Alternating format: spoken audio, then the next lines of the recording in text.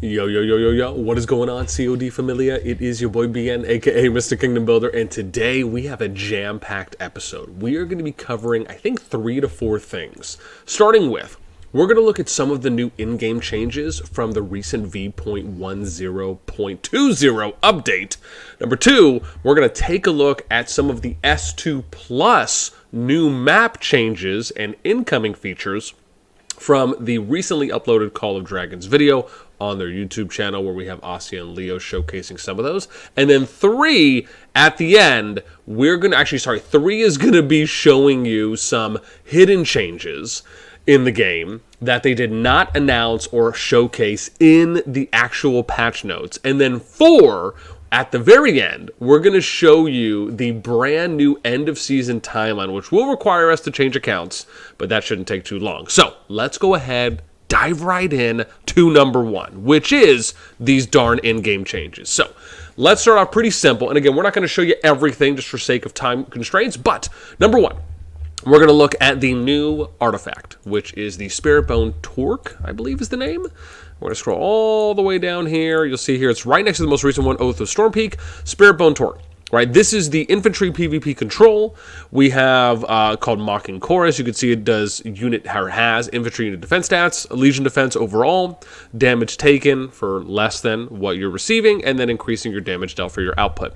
Costing 400 rage, a minute 30 on the cooldown, grants 600 rage points and taunts up to 5 surrounding enemy units, forcing them to attack your legion for 3 seconds. You can see here from the animation where the range here, I would say, is a little bit less than probably the archer range. So I would imagine archers and mages, celestials can probably be outside of this ring. But again, obviously, we'll have to see how that plays out once we, of course, get in. That's just how it looks to me visually. Your legion also grants shelter and determination for 30 seconds. Shelter, right here, shelter defense is plus 15%. Determination, normal attack damage taken, negative 5%. So I would imagine some of these percentages can go up, right, as the level increases. Additional effect, infantry units in your legion deal 10% more counterattack damage. I mean, this is a banger, in my opinion, of an infantry artifact, right? If you're trying to go infantry tank, this really is, I think, a great, or you could just say infantry CC, right, for crowd control, a great artifact addition for them. Next, we're going to be looking at the new wonder, the Mines of Callan? Let me see, I think I already did this one. Yeah, here we go. Mines of Callan. So we'll go over here. And this is pretty simple. You just have to go around the area, right? You'll end up looking through the villages that are nearby, and you can see I've already captured this one, but the villages are pretty much right around it, but it's pretty cool. I mean, again, I like the visuals here, how we kind of have this ice throne entranceway. Kind of gives me this thing from those of you guys who saw Godzilla vs. Kong, right? They're like dropping him off there in the Arctic area, and then he goes down that pipe. Kind of gives me some reminiscence, like this is the balcony that they're speaking to Kong from. No, am I going too deep with it? Possibly. All right, next one is going to be the Trail Store. So we'll go here, Dragon Trail. This is a very small change, really just a visual, if you will. You can see here that it's just named Trail Coins now. I believe this used to be called Dragon Glass is what I have from my notes, but it's just Trail Coins. Now, next one is going to be, they added a quick skill unlock on war pets, and I will briefly touch on this because I've been getting quite a few people that have been asking me about it. But if you go here to your skills, excuse me, you can see that if I click on one of these, it will do an unlock. Now, how this has been explained to me, because again, as most of you know, I haven't even touched war pets. I don't necessarily plan. Again, my view on war pets is I would just like the system to be a little bit more friendly, and it just seems that it's pretty punishing right now. It doesn't mean that I think the idea or the blueprint for war pets is bad. Not at all. It's more so that the way that the mechanic and the system is currently being implemented, I just think it's not forgiving enough, and it really almost makes you, I don't want to say kind of waste investment, but it's just not as good, I would say, overall when it comes to kind of community, maybe even free-to-play friendly. You could even just argue player friendly in general, as it could be. And part of that is obviously because of the automatic skill focusing, where if you buy something and then you try to up it, you can't place the skill into the slot that you want. It basically random force assigns the skill to any of the slots, right? So you have 8 slots. You get a skill, you want to attach it, and you have no skills, it could go into the first slot. But the second skill you buy could then override the first skill, right? And based on what people were explaining to me is that this does it gives you a little more margin for error, right? Where it says automatic purchases and uses the lowest price skill cards on the pet exchange in order to increase progress towards unlocking a skill slot. So it seems as though you have to use a skill card to unlock, but then it's still randomly assigned. We see once the goal has been reached, the slot will be unlocked and the skill from the most recently used skill card will be learned. So maybe it doesn't allow for you to actually select, based on how I'm reading this, is that you have to use a skill card to unlock it, but then you can't select the skill card that you actually want to put into the slot. And I'm sure someone else will give a better example, because again, I haven't actually gone through the process yet, so I'm sure those of you that already have can give us some feedback. And again, let us know in the comments below. That's why I'm not diving too deep into that one, because again, I don't use pets that often. It just hasn't been explained to me that it isn't really the best or a good positive or a net positive change from what I've heard from some people so far. However, if you feel differently, let me know. All right, then we have the search feature for treasure quality. So this is for the treasure guard search feature. So you'll notice dark creatures have been removed. They've added darkling guards. I can now search for qualities, or rarities, if you will, and it'll take me right there. I actually think this is a really good change, and I like this. Next, we have overall and weekly merits. So we're going to go to settings, rankings, we'll go to merits, and you can see here season, weekly, right? I think this is an awesome change. And I like it. I think anytime you are able to dive a little bit deeper into stats and data, it can only be a benefit, especially if you use it as a complementary piece for your alliance and its overall engagement. Then we get to the recent messages chat. This is pretty cool. So, as an example, if I go here, you can see where it says 23 unread messages. I also want to point out that there's a different color. I think it's blue or a shade of blue, where if somebody pings you in the chat, there will be a different area that will show up. I think it's right below for what I saw in one of the kingdoms I went to. This is something I love. Thank you, bejesus. Next, we have a dedicated union chat. I don't think there's anything intense here on this one. Oh, actually, there was a union chat. Huh. Now I don't know where it went, but I swear there was one here. And maybe I've just been removed from it, but basically there is. So when you go to a union, automatic chat gets pulled up, and it was here. I just don't know where it is now. Maybe I'm just blind. But again, you'll see one, and that was pretty cool. I wish I could have shown that off. I'm shocked that it's not there for me now anymore. But okay, beggars can't be choosers. Now, let's talk about the blocking thing. Now, I'm somewhat iffy on this whole blocking feature, but I'll give you an example. So let's say Iron Slayer's here. If I click, I go block, it gives me the name. We return, you'll see the name isn't there. If I then go to contacts and I go to block list, you'll see they're here, right? I uncheck, message, go back, and then there they are. Now, I don't know if that's the way it's supposed to be. They made it seem like you have to select something more, but maybe just clicking on the name is more. So, again, I feel like I've done this before, so I don't know really where the change is coming from, unless I'm just cray-cray, which could be possible. Okay. That, I think, is going to be showing off the in-game features that we have so far that I just wanted to give you guys a quick run through. Now let's take a quick look at this S2 Plus video, which for that, I got to put on some headphones, and then we're going to switch this bad grill up, if you know what I mean. Okay, let's go. Dun, dun, dun, dun, dun. There we go. So we're not going to watch the whole thing. I'm just going to pick bits and pieces, so then we can go back and talk about the next two items. And, of course, it will hopefully have timestamps here. So let's fast forward to the first thing, which is the spires. So this is the spires that you have that are going to be available for what we feel is going to be Season 2 Plus, unless maybe some of the kingdoms in Season 1 that are then transitioning into Season 2 might get these as well, because eventually if they end up phasing out Season 2 Plus similarly to what they did with 1 Plus, then that could happen. We'll obviously have to wait and see how that plays out. Now, spires. These are static points on the map that do not move. Or we should just say strongholds on the map, if you will, that don't move.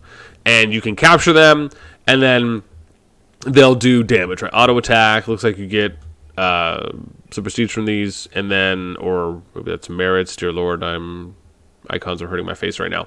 But point is that it has a shield, it has durability, you can capture it, and then it'll also do some auto attacking.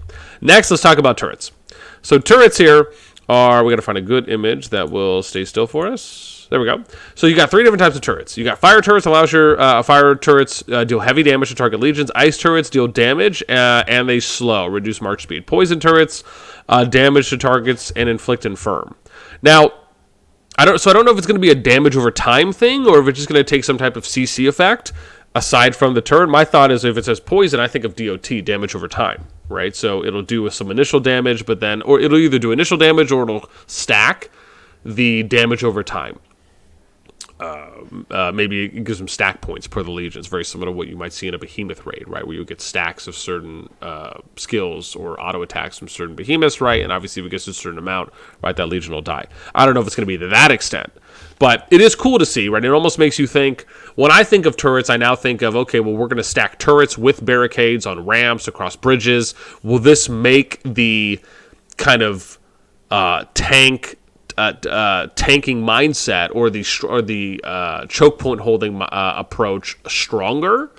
Right? Will it make it now more difficult for alliances and their players to push through? Will there be a limit on the amount of turrets you can build? Is the range going to be increased? Right? Because you have to think about the range that's set for how close you can build those items to bridges and strongholds or to passes, right? Because they had to extend that at one point in time because people were building them basically right in front of the bridge, and then they said, no, we have to put a radius there now before you could build a keep, right? Because that was a big thing that people were doing before.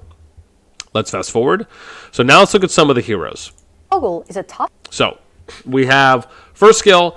This is for Skogul. So we have Vigor HP plus 5%, Blood Fury. Legion deals additional counterattack damage every second to all legions at close range when they launch a normal attack at your legion. Wow. It's not bad. Target legions take 15% less counterattack damage from Blood Fury with each additional target, max reduction 50%. So duration go up to 6 seconds. HP bonus can go up to 15%. But again, this is counterattack heavy, so you're thinking this paired with Madeline, or you're thinking this aside with another Legion, right, aside from Madeline. Let's see. Great at PvP. All infantry units in Skogul's Legion gain 5% physical attack and 4% HP. This can go up to 20% and 10% respectively. So really kind of dialing in on more tank sustain or just better survivability along with some more DPS. And can withstand strong. Then we get while in the field, Skogul's Legion gains 60% march speed every time they rampage and 1% attack every time they launch a counterattack up to a maximum of 10%. Max attack bonus is 25%. So it is, and that's this one, right? So it is interesting because now they're going more heavy attack. They're dialing down more on kind of the counterattack mechanics. And they're also allowing for the infantry to be a little faster. This is something I really like, the changes here. But let's keep going. You can get Skogul. So now we get Skogul's Legion has 10% chance to receive healing when hit with a normal attack. Healing factor 150 can go up to 350. This effect can be triggered once every 5 seconds. It's nice that they put that time limiter there, so that way it's not just every proc, because that was somewhat worrisome, especially when people were running like Garwood and oh gosh, what's the other person's name? Is it Bakar, who also has the healing effect? Gosh, maybe we'll take a look at that in a sec. But there's two of them that have those healing proc effects. It's Garwood, and then I think it's the other, not Elite. No, I think it is the Elite.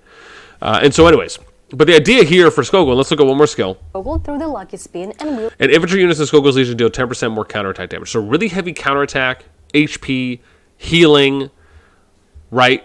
Base attack is going up. I mean, again, Skogul, you can almost make the argument is kind of a mix of Nika, Madeline, and Garwood, right? Kind of a hybrid, if you will. I really like the set here because to me it now feels like if you want to run two different counterattack legions, you can run Madeline as a primary, Skogul primary, or even if you just want to run, or even if you just want to run a secondary, I guess you still could too as well. It's just, again, I like the options here because it's almost as though you can do a role, you can do more of a role, but then you can do a sub-role type, right? So you can go full infantry tank, or you could go infantry counterattack, right? If you don't want to go damage. Again, it's not as though you can run 5 infantry legendary units. There's not that out there yet, but the way of looking at it can eventually get to that point, right? Where you can kind of sub-focus on your main role based on the unit types you want. And I think that's the cool thing about where CoD can really go. So then let's look at the next hero. Gorish is skilled in so here we go. We got Gorish here. This is infantry rally tank. Legions gains physical keen and resistance for 2 seconds. Physical keen physical attack is plus 20%. Damage taken for resistance negative 5%. Duration is 2 but can go up to 6. Physical attack can go up to 50%. Damage taken reduction of 50%. I mean, those are pretty good numbers. rallying and precision. Then we get all infantry units in Gorish's Legion gain 5% defense and deal 5% more counterattack damage. So again, now we're getting another counterattack damage hero. Now you can have 3 counterattack damage legions that are running wild. Infantry, and again, we're talking just the ones obviously that are infantry tank. So then you have counterattack damage bonus 20%, infantry unit defense, so really going a little bit more tank, right, compared to Skogul, who was a little bit more like counterattack offensive. This is like counterattack defensive. And can be recruited from. Then we get when Gorish legions launch counterattack, they have a 50% chance to deal additional damage up to 5 surrounding legions. What? That's bananas. Each additional legion targeted reduces damage taken by 15%. This effect can be triggered up to 2 times per second. I mean, that's nuts. So you could essentially deal damage to up to 10 surrounding legions per second. I mean that could be pretty wild. We'll have to see if they end up doing some nerfing after that's out. But I mean,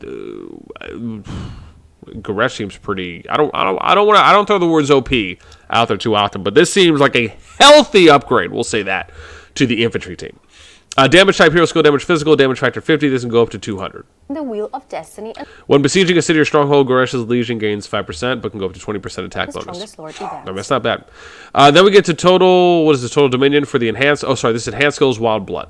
So this is the Awakening. So previous or by default for that skill is physical attack 50%, damage taken negative 15. This goes up to 60%, so it gets a plus 10% physical attack gain.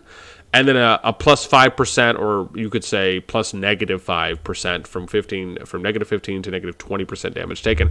I mean, I'll be honest, man. The heroes are good overall. I'm really going to be curious to see how this looks. All right, now let's go. I want to fast forward a bit here.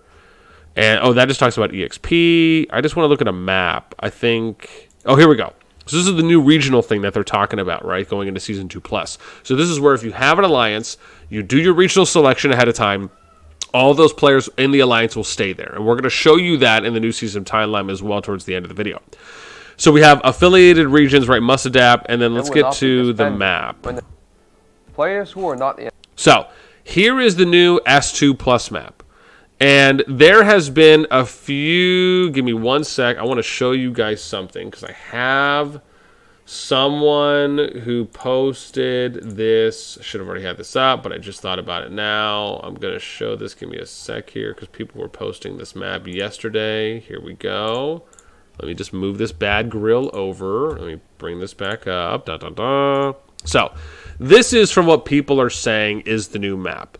And it's funny because some people were thinking this was Zone 3 or Zone 4 or something, and then it was going up, and I didn't really understand that. Now, this is what you would assume, right? I would assume or say this is a safe bet on... You have the 6 starting Zone 1s, which I have to give a shout-out to whoever posted this. Hang on one sec. This was OGZ Revarg. Or sorry, Revarg from OGZ Server 90. I don't know if he was the one who made it or he got it from somewhere else, but he was the one who posted it. And so you have 6 Zone 1 regions. You have this middle point here that splits, right? So you could almost say, if you have 2 unions or 2 different sides, you could say one union goes here to these 3, other union goes here. Again, that's in one way of playing. It doesn't mean that's always going to happen. Then you have the neutral zones between the regions for 4 of those. And this is something that we talked about. I actually drew a map. I drew a little paint map in one of my videos that I did when I talked about this is what I'd like to see in the future. And it's amazing how this is almost pretty spot on to that, at least when it comes to the neutral zones, because you have to think about the improvement they made from Season 1+ to now 2+. Season 1+, they had a whole region as the neutral.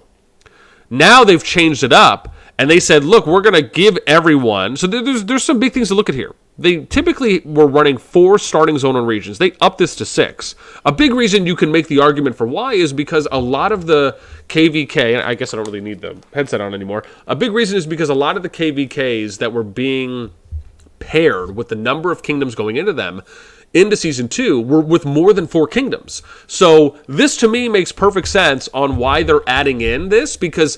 And I just want to point out, this is really going... All these things, and I may mention this later, but I will say briefly, the changes they're making, to me, they're just all screaming, like, if you just had home kingdoms, if you had dedicated home kingdom starting zones, it would solve a lot of the roundabout ways that you're trying to do things. Think about it. They have truce zones, which we'll talk about in a moment. Right, something you wouldn't need if you had a home kingdom starting. If you had a home kingdom, right? Home kingdom starting zones. If you had dedicated home kingdom starting zones, you wouldn't need to have these. Of course, a way to get around it is if you could pick where you could start, right? So if you were going to have 6 kingdoms, or if you, for example, let's say you were going to have somewhere between 4 to 6 kingdoms going into a KVK. Kingdoms could compete in a EOTC type event or a pre-KVK event, and then whoever won those off the rankings could have first, second, third, fourth, fifth, sixth choice, right? And you could pick first on where you went. Everyone, you could say, would get a certain amount of time to choose. Maybe you get 24 hours to choose, or it's 12 hours or whatever, right? And you would just say, and if you lock that choice in before that time, then the timer goes to the next person, right? But you could give everyone a week. So after the results come out, you give a week prep, and then you go in, or you say, we'll give you guys 3 days or something like that. And then for whatever it is, right? I mean, again, you'd have to figure out the timeline. I'm just throwing it out there. But logistically, it might be a little bit more challenging. But the point is, there's different ways you can approach it. But it all screams to me, again, having a home kingdom starting zone and or home kingdoms. It's just, you look at this, you look at them with adding in the no PvP right for the first 48 hours. If that's going to continue over here, right, reducing the resurgence, all of these things just scream that. So anyways, with that in mind, I do like the neutral zones here because I think this is going to be a big improvement off of what they built from the Season 1 Plus map variation. I like that you have the 3 kingdoms that are going into these Zone 3s, and then you have the Zone 4, right? So this, to me, I think is a healthy improvement. Then we get to... let me see if there's anything else here. I thought there was... Oh, hang on. Here it is. That attack and not any others nearby. Let's go here. So now you get to this is the TRUCE zone, right? So you can move to this TRUCE zone, which I think they will show you that in a second how that's done. It's basically the same thing through the migration, or not migration, but if you're relocating, you'll go through that same option menu. And you go in here, right? There's no PvP, a few other things, and you're basically just here to gather for the most part. And we'll show that to you here. You can see recuperation, right, is where you'll go, where you'd go for city relocation resurgence if it was up, and then you could see here, right, where it says you cannot attack other players' cities in the TRUCE zone, you cannot build structures, barricade search, you can't scout other players, right, so those things. And I think that pretty much is it. Oh, no, hang on, we'll show you. Oh, yeah, so you'll be able, they showed you kind of being able to go and hit higher level Darklings, but they already alluded to that in the patch notes. I think the last one here is just looking at the changes, so they added some of these in, where it's just further doubling down on the healing cost areas. Okay, now, the last part that we are going to touch on, let's head back now in-game, and I have 2 cool things to show you. If you are still here for the video, you are in for a delectable treat. And I'm going to preach on these for a sec because I'm really excited about them. So the first thing we're going to show you is some of these hidden changes, right, that were made that didn't really say anything to anyone. So the first one is they went from 6 to 7. Right? Remember, this was 6 for the daily, and now it's 7 to complete. The other one, which to me I think is the biggest one, and bear in mind, there's others out there too as well. I just wanted to focus on these 2 for time constraints, I should say. But the next biggest one that I am an absolute fan of, well, first off, I feel like they also maybe upgraded this a little bit on the profile menu, but I don't know, maybe I'm crazy. Anyways, point is, I'm going to show you some dope stuff, and this was something that I suggested to the game staff, and I've put this out in videos before, and so I'm so happy that they added this in, and I hope they continue on this. If you click on someone's name, what do you see? What is new here? Could it possibly be this middle line? It is. This is freaking amazing. They added in a server line on public player profiles so you can now see the home kingdom that players are from. Oh my gosh, I am excited. Not only is my data spreadsheet mind just going crazy because I'm already thinking of cool things I can do with this, but I am happy. And I hope that from here, they add home kingdom leaderboards. So you can view home kingdom leaderboards, and if you're from that kingdom, and you can view the KVK leaderboards as well, right? From that KVK. That to me... if I don't die, let me get some agua, is where they need to continue going. I absolutely love this change. In my opinion, best change hands down. All right, now, the last thing we're going to show you, if you're still rocking with us, is going to be going into showing... Oh, I also like how they changed this too as well, which is really cool, because before you actually had to like type in your email, then it would prop. Now all you have to do is just click it, and it'll go right to your email selection. So, which I guess is kind of the third hidden change, but it's small. I don't think that most people probably care about that, except for someone like me or anyone else who changes accounts often, or if you have a lot of accounts in other kingdoms. So now we're going to show you the end of season kingdom timeline, which is pretty dope. However, give me a sec, because I think I have to go to 225 here. Yeah, so hang on. We got to switch. We got to switch accounts. Give me one moment. I have a lot of accounts. So yeah, let's go here. Bam. I had to make sure I was there already. So we're going to go here. We'll let this load up. Should take a sec. And we're going to show you the end of season kingdom timeline, which I will say, visually speaking, it is pretty cool. I like how they did it, and it gives me some hope, more hope, I should say, for the game, where it's going, and it just looks clean. So here we go. Let's let this load up. You can see this is how it looks right here. Kind of pops up like a migration map. You click on it, and then bam. New season. This is now the only thing I'd like for them to do here. I wish, like, behind here, you see how it's red and blue. I wish they moved the S1 a little bit over here, and then it had an arrow, and then it said S2 here on the blue. That would be dope. That's something I'd love for them to do, because I think visually that just speaks more to the change. However, let's take a look at a couple things. Excuse me. So you get the preview screen first. That'll pop up. So look at this. You have about a 10-day lead window, which I think is more than enough time. And like I said, I like how the timeline looks. As the season is reaching its end, and some of your players will soon travel.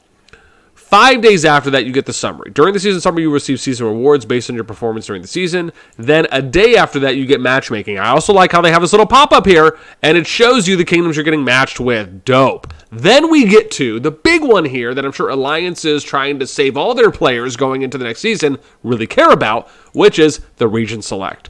So you have the region select phase, which it says new season region selection. You can select your affiliated region where you will begin the new season.